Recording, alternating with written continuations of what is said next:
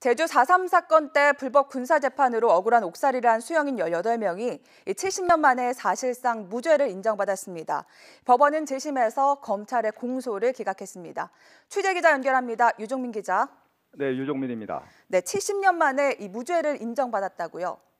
네, 그렇습니다. 제주지방법원은 오늘 제주 4.3 생존 수형인 89살 김평국 할머니 등 18명이 청구한 불법 군사재판 재심 선고 공판에서 공소 기각 판결을 내렸습니다. 법원은 18명에 대한 공소 사실 확정이 안 됐고 당시 군법회의는 법률이 정한 적법 절차를 진행하지 않아 공소 절차 위반에 해당한다고 밝혔습니다. 생존 수형인 18명은 지난 2017년 법원에 군사재판이 불법이라며 제대로 된 재판을 해달라며 재심을 청구했습니다. 법원은 이를 받아들여 1년 10개월 만에 선고가 이루어졌는데요.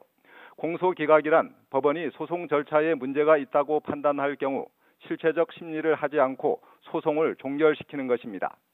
70년 전 공소 제기가 잘못됐다는 의미에서 사실상 무죄로 해석할 수 있습니다. 네, 이번 재판이 4.3 당시 군사재판의 부당성을 처음 인정한 것으로 볼 수 있겠네요. 네, 그렇습니다. 4.3 재심 사건은 공소장과 판결문이 없는 국내 첫 재판으로 관심을 끌었습니다. 군법회의의 유일한 자료는 정부 기록 보존소가 소장한 수형인 명부였습니다. 검찰은 70년 만에 본안 소송이 이루어지자 공소사실 유지의 법적 근거와 방식 등을 두고 고심을 거듭했습니다. 이후 공소장을 재구성하고 제출했지만 공소장 변경 허가 신청은 받아들여지지 않았습니다. 검찰도 법원의 판단을 존중해 즉시 항고를 하지 않았습니다. 70년 전 공소 제기가 잘못됐다는 점을 받아들인 것입니다. 18명에 대한 공소 기각 판결이 나오면서 앞으로 남은 수형인들의 재심 청구도 잇따를 것으로 보입니다. 제주 4.3 당시 군법회의로 다른 지방 형무소에서 수감 생활을 한 제주도민은 2,530여 명에 이릅니다.